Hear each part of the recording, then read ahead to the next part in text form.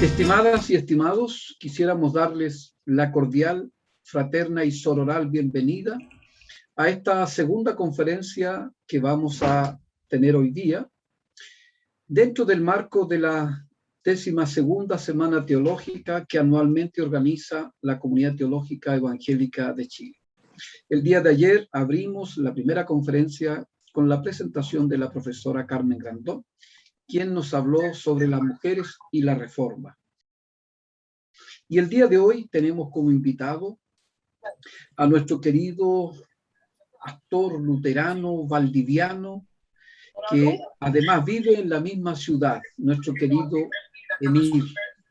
El tema es reforma y canon, cuerpo y palabra, una danza entre el Dabar y el Logos. ¿Por qué toda reforma, se pregunta Emir, incluyendo la nuestra, la protestante, necesitó en muchos sentidos de una revisión del canon bíblico? La tesis es que toda reforma tiene que caminar por dos senderos, uno de conciencia y otro de conciencia.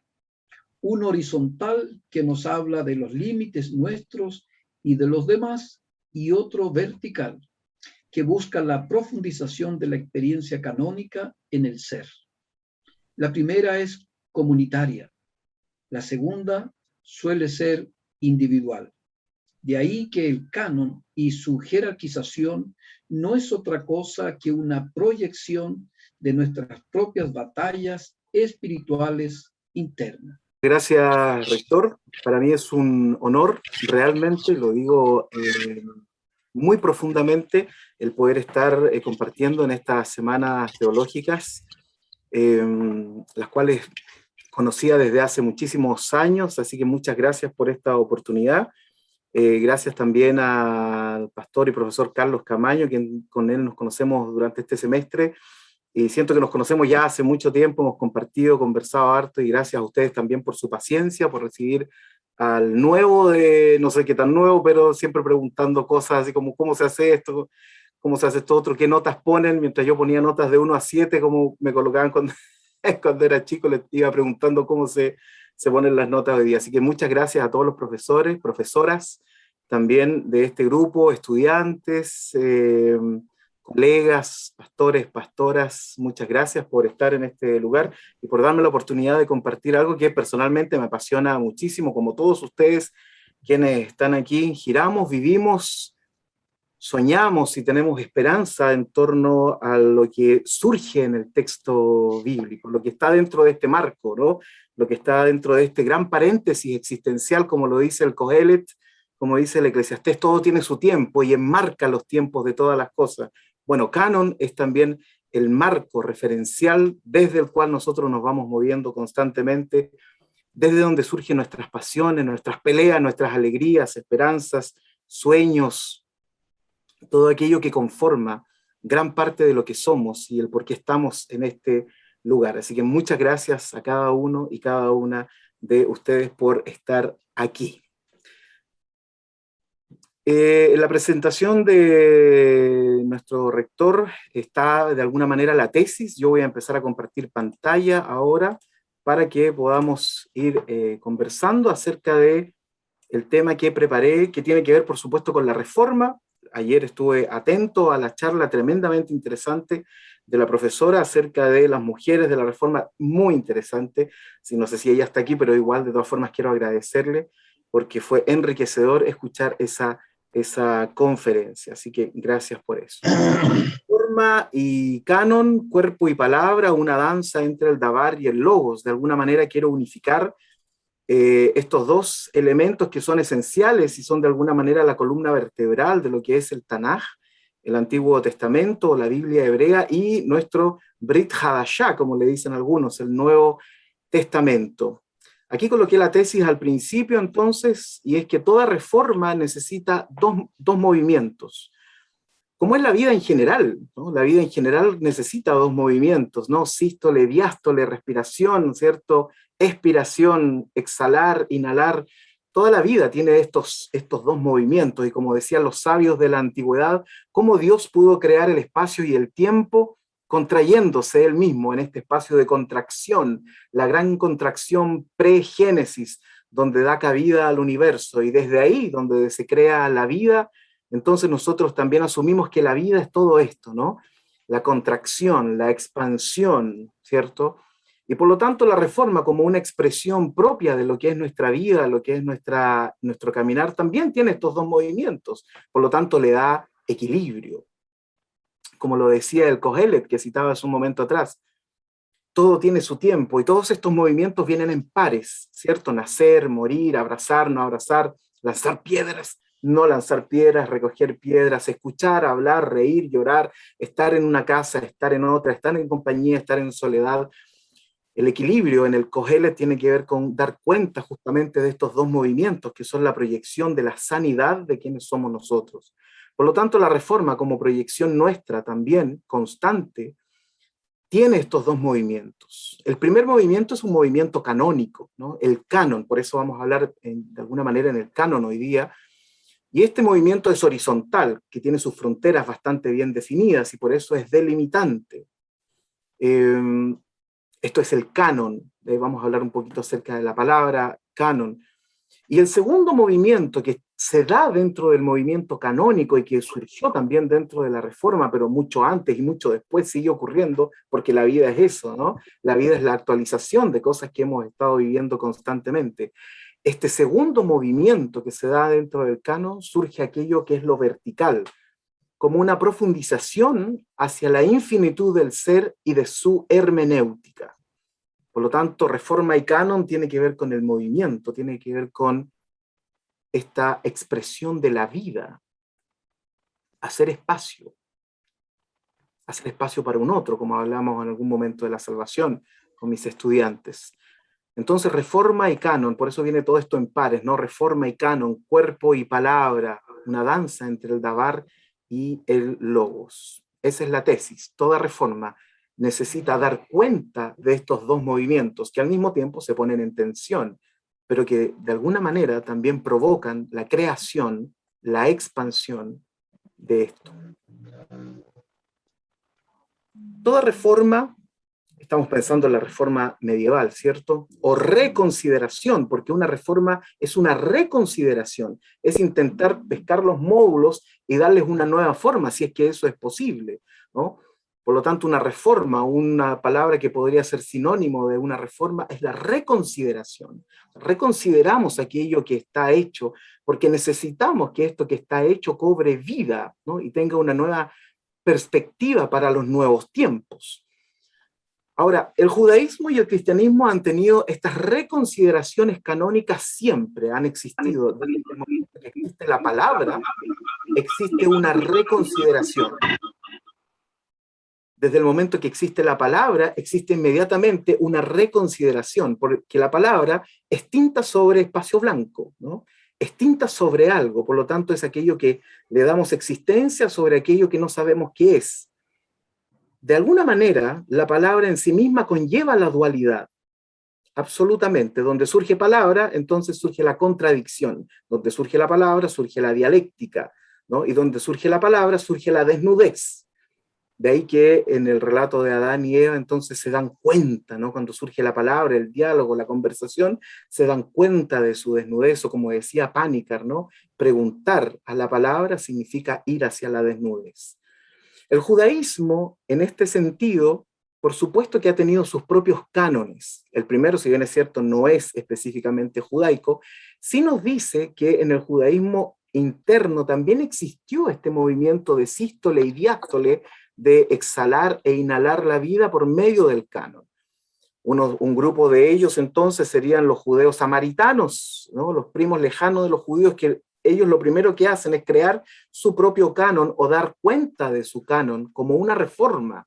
La reforma es limitación también, o mejor dicho, delimitación. Los samaritanos entonces crean su canon o dan cuenta de su canon y dicen: nosotros vamos a respetar solo los 5 libros de la Torá. Y se acabó. El canon corto, ¿ya?, de los samaritanos, si lo comparamos con el canon de la Septuaginta, entonces hay una diferencia enorme de casi 60 o más libros, pero ahí tenemos la delimitación. Eso les permite encontrar seguridad, ¿cierto? Y encontrar también su tradición y la tradición de sus ancestros.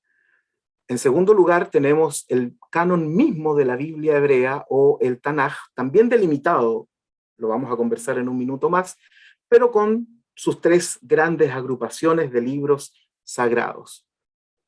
Después de esto vendrá el canon de la Septuaginta. Todos estos cánones implican reforma. Vamos a ir caminando hacia nuestra reforma, ¿no? Todo canon y revisión o reconsideración implica una reforma. Después estará el canon de la Septuaginta, que también es una reforma en sí misma. ¿Por qué? Porque la hacen judíos de habla griega, y por lo tanto ya entran en ruta de colisión con los judíos de habla hebrea o que guardaban los libros en su lengua original. Por lo tanto, ahí surge también la reforma, y de hecho la reforma del cristianismo surge desde el canon de la Septuaginta. Después vendrá otra reforma, que será el canon judeo rabínico, ¿no? En la época de Yavne o Yamnia, cerca del año 100 después de Cristo, en donde los judíos dicen, bueno, esto tenemos que delimitarlo de alguna forma porque los cristianos están usando la Septuaginta y nosotros tenemos que tener una delimitación de nuestro texto, que no es lo mismo que una delimitación teológica en el judaísmo.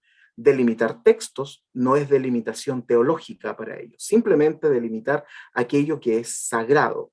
Y hacen esta delimitación que después nosotros tendremos en nuestras Biblias protestantes, será conocido como el canon palestinense. Y finalmente, en los cánones judíos y reformas judías, entonces también estará el canon judeo místico, que tendrá dos elementos, que también es un canon chico dentro del canon hebreo, ¿no? Y a estos dos libros se les llamará, o estos dos puntos de inflexión, se les llamará el Maaseh Bereshit y el Maaseh Merkavá, que es el texto de Génesis 1 y será el texto de Ezequiel 1, ¿no? En donde aparecen los carros, ¿no? O la idea de los carros de fuego. Entonces la mística judaica a partir del siglo IV también reformulará su canon y dirá, estos son los capítulos más importantes, Génesis capítulo 1, Ezequiel capítulo 1.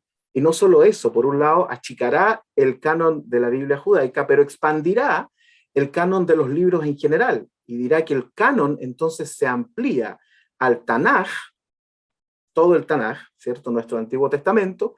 Además se le sumará un libro escrito entre el siglo IV y el siglo VI, que es el Sefer Yetzirah, que después hablaré un poquito, muy poquito de este texto, y después en la Edad Media, en el siglo XII, surgirá un libro que se llama el Zohar, que será la Trinidad finalmente, la ampliación de este canon. Todos estos cánones en el judaísmo implicaron reformas, ya sea reformas internas, tanto sociales como espirituales y personales, grupales, como también reformas de delimitación respecto de los otros, porque una delimitación canónica no solo me delimita a mí que estoy adentro, sino que delimita a los que están afuera también. Por lo tanto, es un acto canónico, un acto de reforma desde el canon o una reconsideración, no solo implica cambios en relación a mí, sino que en relación a los que están afuera de este grupo. En segundo lugar, tenemos los cánones del cristianismo, que también implicaron, de alguna manera, reformas. El primero de ellos, esto no tiene orden cronológico, simplemente está como un punteo. El primero de ellos podríamos decir que es el canon cristológico, ¿no? Cuando Jesús dice, oísteis que fue dicho, mas yo os digo, o cuando le preguntan acerca del gran mandamiento, y él dice, el amor, ¿no? Amar al Señor con todo tu corazón, con toda tu alma y con toda tu mente, y amar a tu prójimo. Eso podríamos decir también que fue un canon pequeño, que es el filtro por el cual Jesús dice, esto es lo más importante, ¿no? Esto es, de toda la Torá, de todos los mitzvot, de todas las reglas, de todas las enseñanzas, de todos los diálogos, de todos los textos escritos y la tradición oral, esto es lo más importante, ¿no? Sería el pequeño canon, ¿no? El canon más importante, al mismo tiempo uno de los más complejos, podríamos decir. Entonces, Jesús mismo también toma lo canónico y lo reformula, como lo que ocurre con el Shabbat, ¿no? El Shabbat, el día de descanso, entonces, fue hecho para que el hombre lo disfrute y no para que el hombre sea esclavizado por esto. Por lo tanto, ahí tenemos un pequeño canon dentro del texto.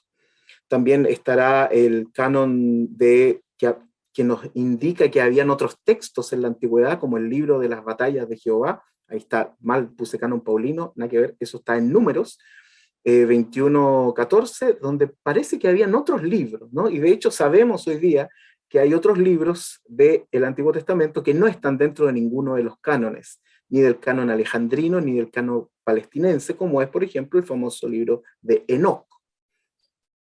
Después tenemos en el siglo II otra reforma, el canon de Marción, ¿no? Que sacó casi todos los libros de la Biblia, se quedó como con 3 o 4, y él dijo, esto es, ¿no? Esto es lo que hay, aquí está, ¿no? Dios es aquello que es existente más atrás de la realidad, no tenemos ninguna forma de acceder a él, y solo Jesús nos podría eventualmente mostrar qué es, y sacó todos los libros prácticamente de la Biblia y se quedó con un poquito, ¿no? En el siglo II, y mucha gente siguió a Marción en esta, entre comillas, reforma canónica, en donde toma los libros y él considera sobre sí mismo cuáles son importantes y cuáles no. Llegamos con los años después, entonces en 1534, pero esto comenzó mucho antes, después de 1520, cuando Martín Lutero, entonces también en este proceso de reforma, comienza a reconsiderar primero un canon grande, que lo vamos a ver en un minuto más, que es un canon social, político y económico, y que se va achicando, porque de alguna manera pareciera que los cánones quisieran ir hacia la reducción, ¿no? En la medida que va pasando el tiempo, parece que los cánones se van haciendo más reducidos. No así las traducciones, que suelen irse ampliando, pero los cánones se van haciendo más pequeños, ¿no? Canon dentro de canon. Entonces, Martín Lutero, en este proceso de reforma, él también busca dentro del texto bíblico cómo entender aquello que es lo más importante. La búsqueda canónica siempre es eso, la capacidad de ver en mi época qué es lo más importante, dónde está lo más importante, qué es lo esencial. Y por eso los cánones se van achicando, porque mientras menos libros tengo, entonces poder entender qué es lo más esencial es mucho mejor. Y vamos a ver en eso una comparación en un minuto más. Siguen pasando los años y vuelven a aparecer cánones que no se llaman evidentemente canon, ¿no? Cuando yo hablo de la alta crítica y el ejemplo del Sextateuco, ¿cierto? Donde se incluye el libro de Josué en la Torá, eso es simplemente querer decir que nuevamente las reformas racionalistas intentan una vez más mirar el texto y hacerse la misma pregunta. ¿Cómo diferencio lo urgente de lo importante? ¿Dónde está? ¿Y quién tiene la autoridad para decir qué es lo urgente y qué es lo importante? ¿Con qué me quedo? ¿Qué es lo primario y qué es lo secundario? Lo mismo pasará después con el movimiento del Jesus Seminar, donde finalmente ellos dicen que, no estoy seguro si este es el porcentaje, pero era más o menos por ahí, que el 18% de lo que estaba escrito en los evangelios asociado a las palabras de Jesús, realmente eran la ipsísima vox Jesús, ¿no? Otro canon dentro del canon. Por supuesto, esto ya sería más que nada un canon desde el punto de vista del análisis de la alta crítica, un canon lingüístico. Pero siguen todos estos cánones que están aquí preguntándose, ¿qué es lo esencial? ¿Qué es lo importante? ¿Qué es lo que realmente a mí me va a provocar un cambio? No es todo, siempre es un poquito, ¿no? Como se cuenta la historia, ¿no? De estos dos sabios de la antigüedad de Israel, Shammai, Gilel, en donde va un hombre y les dice, enséñame toda la Torá mientras permanezco parado en un pie. Y Shammai le dice, ándate para la casa, ¿no? ¿Qué estás preguntando? Y Gilel le dice, ama al Señor tu Dios y ama a tu prójimo como a ti mismo, y con eso has cumplido la ley y los profetas. El canon pequeño, esa es la gran pregunta, la que nos hacemos nosotros también, y las que suelen estar constantemente de moda, y por eso nosotros danzamos entre aspectos canónicos y teológicos y hermenéuticos de un momento hacia otro, incluso dependiendo en dónde estemos viviendo y cómo estemos viviendo. En el caso de la Reforma, el canon tuvo 4 ajustes o 4 momentos. El primero de ellos, aquí un poquito. El primero de ellos es que existía un canon bíblico textual, ¿cierto? La Biblia, con todos sus libros, el canon, podemos decir, alejandrino, ¿cierto? Sumado a esto estaba lo clerical y sumado a esto estaba lo tradicional político. Y todo esto era un gran marco referencial, una delimitación de la cristiandad en aquel momento. Bueno, Lutero lo reduce a uno, el canon bíblico, ¿no? Como lo que ocurrió en la dieta de Worms, cuando a él le piden que se retracte y él dice, si no me lo demuestra con la escritura o con la razón, no me retracto. Listo, acortó todo el canon, digamos, hizo una reducción, ¿cierto?, de todo el canon católico, que este canon, como entendido como delimitación, era bíblico textual, clerical y tradicional político, lo achica a una sola cosa que es el texto, ¿no? Después nosotros le diremos a eso la sola escritura. En segundo lugar, o el segundo movimiento, el segundo ajuste que ocurre en el tema del canon en la Reforma, es el reordenamiento del canon tradicional alejandrino, que es lo que recibe Martín Lutero, la Septuaginta, y que decantará de a poco hacia el canon palestinense en el protestantismo post-reforma. Lo que nosotros tenemos en nuestras Biblias es el canon palestinense y no el canon alejandrino, pero Martín Lutero tiene y recibe ese canon alejandrino con sus libros apócrifos, etcétera, con todo eso, ¿no? Pero lo que él hace es un reordenamiento de este canon, ¿no? Dice, ¿qué es?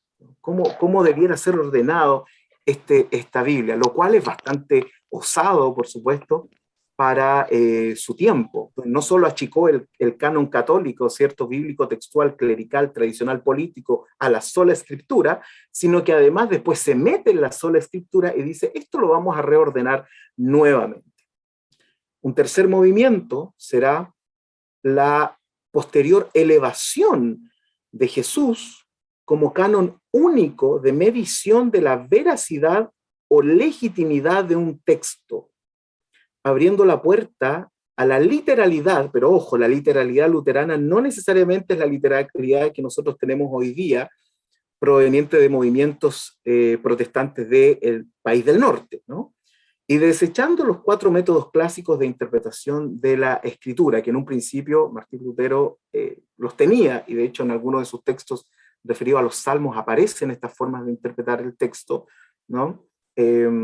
Simbólico, analógico, etc. Entonces, el tercer movimiento es esto: Jesús se eleva como el instrumento hermenéutico para determinar qué texto va al principio y qué texto literalmente puede ir al final. Como consecuencia, y como cuarto movimiento de este ajuste, ¿no?, de esta reconsideración que es la Reforma, lo cuarto entonces, la consecuencia de esto es la desestimación de ciertos libros que no apuntaban a Jesús claramente y a la doctrina de la salvación por fe, gracia al mismo tiempo. Estos libros son Judas, Hebreos, Santiago y Apocalipsis. Por lo tanto, estos son los 4 movimientos internos que ocurren dentro de la Reforma en relación al tema del canon. Entonces, aquí es bueno recordar nuevamente que al parecer es así. Toda reforma, para que sea tal, necesita reconsiderar su canon para poder pasar al siguiente nivel. Y esta reconsideración canónica puede ser reconsiderar los libros que están dentro del canon, o reordenar los libros que están dentro del canon, o crear un símbolo, como lo hizo Martín Lutero, hermenéutico, distinto a todos los demás, para poder filtrar aquello que será verdadero o digno de enseñar o no. Aquí yo tengo una foto de la Biblia de Lutero de 1534.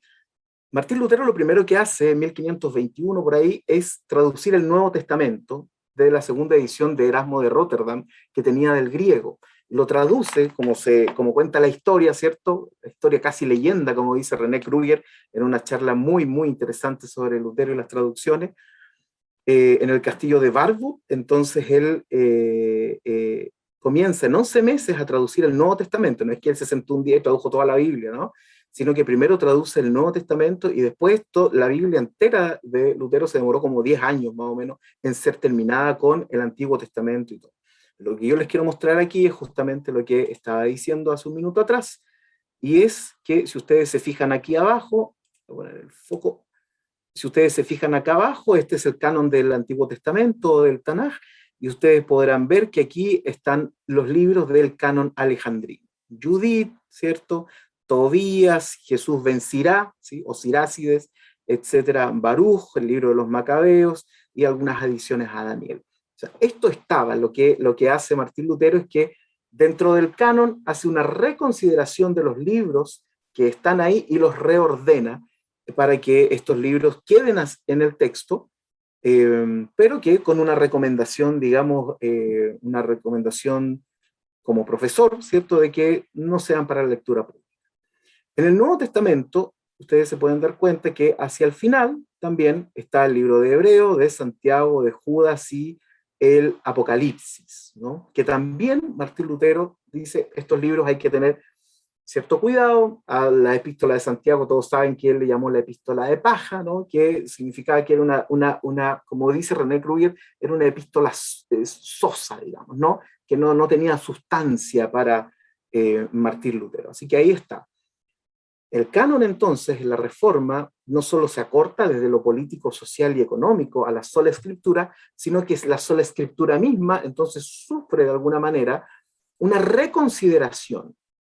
Y esta reconsideración tiene dos movimientos. El primero, una reconsideración literal. O sea, pongo libros en cierto orden, ¿no? Y en segundo lugar, se crea, no sé si está bien decir se crea, pero se toma la figura de Jesús como el elemento primordial para considerar la santidad de un texto, la sacralidad de un texto, de su mensaje y su teología. Sigamos avanzando. De alguna manera, lo que ocurre en la Reforma es algo muy similar a lo que ocurre en el judaísmo respecto de su texto sagrado. Y esto es tremendamente importante, porque usualmente nosotros en Latinoamérica solemos escuchar doctrinas como la inerrancia bíblica. Cuando uno pregunta, ¿qué significa la inerrancia bíblica? Que todos los libros, para empezar, no tienen error, y todos los libros tienen el mismo peso teológico, ¿cierto? Espiritual, social, etc. Parejo, o sea, lo que dice Pablo, lo que dice, no sé, David en el Antiguo Testamento y lo que dice Jesús, tiene el mismo peso teológico. Por lo tanto, los puedo poner a discutir y ahí eventualmente podría yo ver con cuál me quedo, ¿no? Eso es bastante común y algunos lo dan como por sentado. Pero en la reforma luterana, Lutero de alguna manera se acerca a el escalonamiento que hace el judaísmo respecto de su texto sagrado. Si vemos acá a la izquierda, entonces vemos que el canon judío, si bien es cierto, está dividido en tres grandes grupos, los tres grandes grupos no tienen el mismo peso, ¿no? La Torá será aquello que es sagrado, y en algunos grupos judaicos será literal, ¿no? Incluso con sus errores, los errores están considerados, la literalidad en el judaísmo no significa, no hay inerrancia, al contrario, hay errancia en la Biblia judía, pero esta errancia es parte del plan divino. O sea, los errores que puedan existir en la Biblia están hechos para que nosotros reconsideremos, reestudiemos, redialoguemos el texto bíblico, ¿no? Y hay cosas bastante ambiguas. Por ejemplo, si uno lee incluso en español Génesis, cuando Dios termina de crear, el texto hebreo dice que Dios terminó su trabajo el séptimo día. Nosotros decimos, bueno, ¿no terminó el sexto día y el séptimo descansó? Alguien podría decir, bueno, eso es bastante ambiguo, porque podría significar que el lenguaje, etcétera, pero cuando uno después ve el texto samaritano y la Septuaginta, que corrigieron eso, y que esos textos dicen que Dios acabó el sexto día, entonces uno dice, ya, aquí algo pasó, ¿no? Ese tipo de cosas hay muchísimas en la Torá, pero no existe la inerrancia, existe la errancia sagrada, podríamos decir. Entonces se erra sagradamente. Dios dictó, de alguna manera, para los judíos más ortodoxos, Dios dictó literalmente sus errores también. ¿Para qué? Para que nosotros nos detuviéramos y reconsideráramos eso. Entonces, el Tanaj es una pirámide en donde arriba, en lo más alto, está la Torá. Después vendrán los Nevi'im, que son los profetas, y después vendrán los Ketuvim, ¿no? Que son los escritos, que eso se agregan ya hacia el final. no tienen todos el mismo peso sagrado, para nada. De hecho, en las sinagogas todas las semanas se lee una porción de la Torá, también se lee una porción de los profetas, pero la Torá es aquello que es más importante. Si nos brincamos hacia la derecha, nos vamos a dar cuenta que el canon luterano camina por un sendero bastante similar. En la cima, en lo más alto, está Jesús como el elemento más importante para interpretar el texto bíblico. En segundo lugar vienen los evangelios, pero de esos evangelios, el evangelio de Juan será para Martín Lutero la guinda de la torta. Ahí está. De hecho, para la tradición luterana, el evangelio de Juan es muy importante, sobre todo el texto donde Jesús habla con la gente y dice que tienen que comer mi cuerpo, ¿no? Y que después dice lo que los discípulos se escandalizaron de eso y dijeron, no, esto es demasiado para nosotros.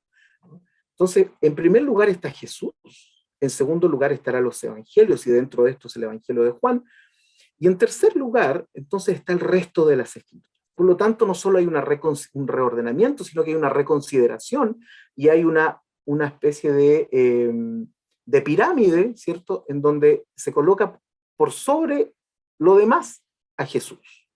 Si lo comparamos entonces con la canonicidad del Tanaj, son muy similares, ¿no? No existe esto de alguna manera de que toda la Torá o toda la Biblia tiene el mismo peso de la misma forma, y por eso Lutero dirá que los textos de Santiago, Hebreo, Judas y Apocalipsis son textos que a él realmente no eran tan importantes, ¿ya? Decir eso hoy día es bastante complejo, ¿no? En nuestro mundo, sobre todo protestante y evangélico, que además suelen tomar la bandera así como de Martín Lutero y la sola escritura como se entiende en otros lugares y no como lo entendió él mismo.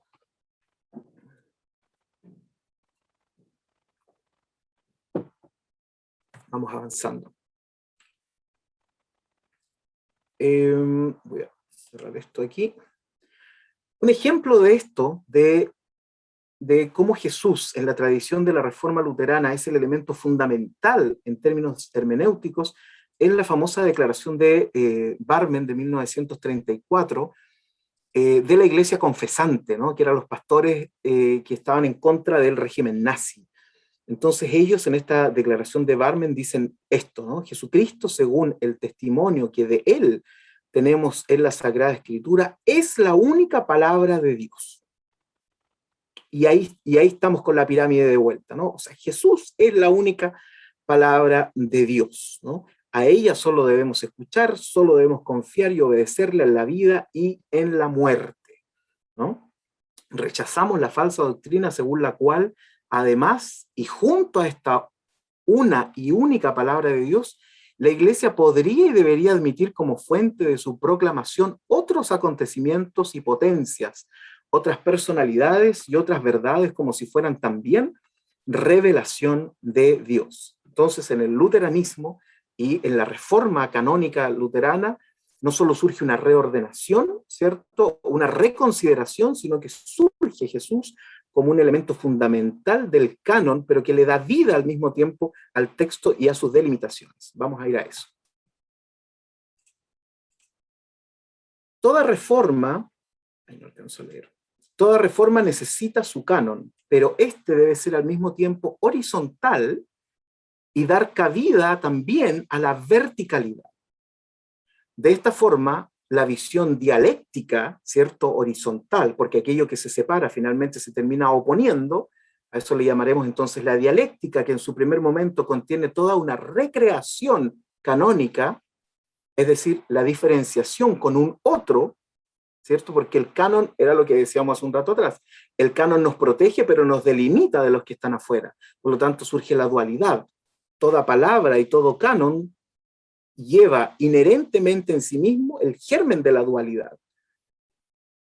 Entonces, de esta forma, la visión dialéctica horizontal, que en su primer momento contiene toda recreación canónica, es decir, la diferenciación con un otro, pasa a tener una resignificación ecléctica, y esto sería lo vertical, para justamente oxigenar y dar mayor plasticidad al movimiento que siempre requerirá constantes ajustes, ¿no?, para finalmente terminar siendo dialógico.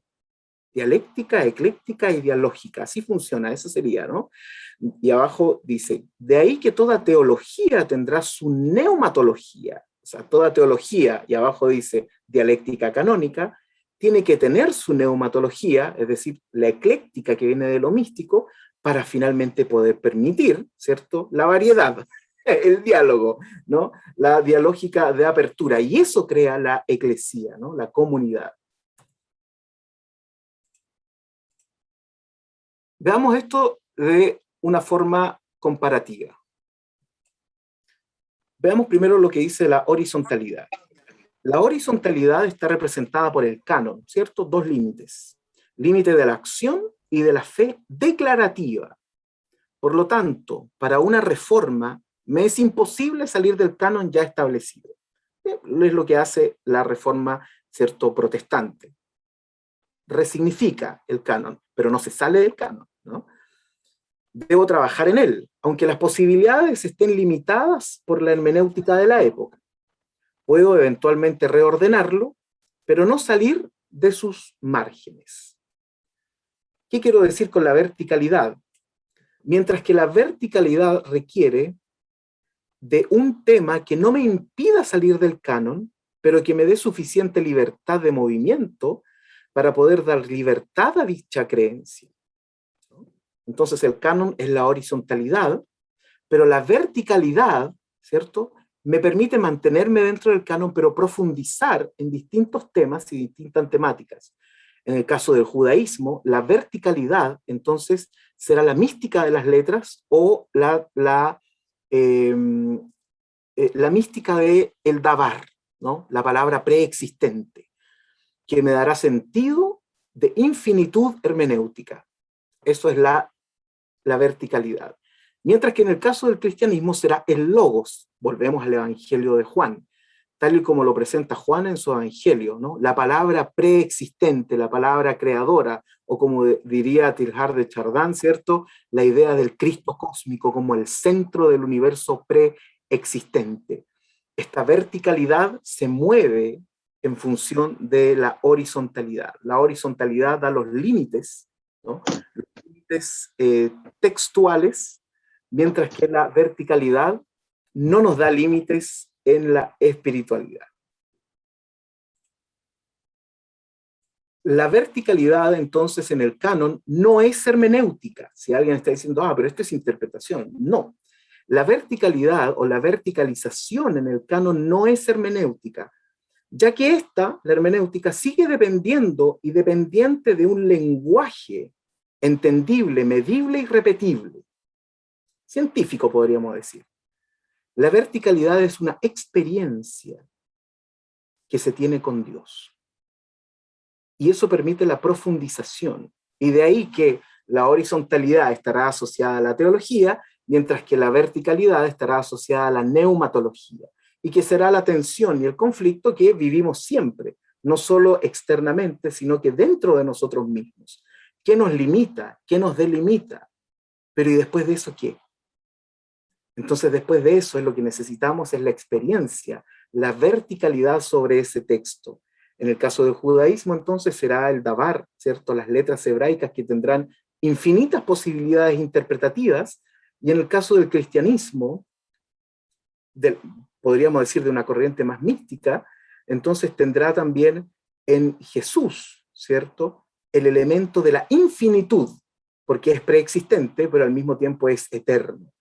Y por ende, no nos pone un punto fijo en donde yo debería situarme hermenéuticamente, sino que, como es algo que podríamos llamar neumatológico, entonces, y lo neumatológico es aquello que es como la brisa, como el viento, no tengo cómo atraparlo, simplemente tengo que dejarlo ser, con todos los peligros y con todas las maravillas que conviene y que contrae todo esto.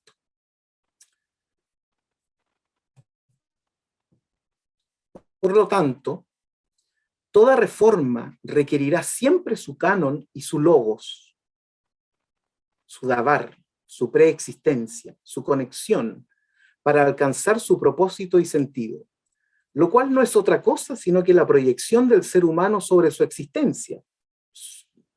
todo esto es proyección nuestra, ¿no?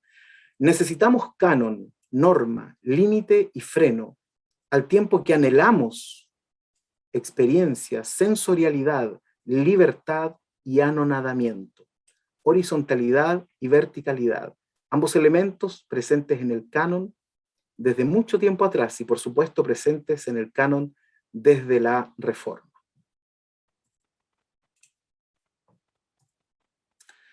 Eso sería. Muchas gracias, estimado Emir Ochoa, por tu conferencia Reforma y Canon, cuerpo y palabras, una danza entre el Dabar y el Logos. Bueno, estamos agradecidos de tu aporte, querido profesor Emir Ochoa. Gracias por estar con nosotros en esta 12ª Semana Teológica.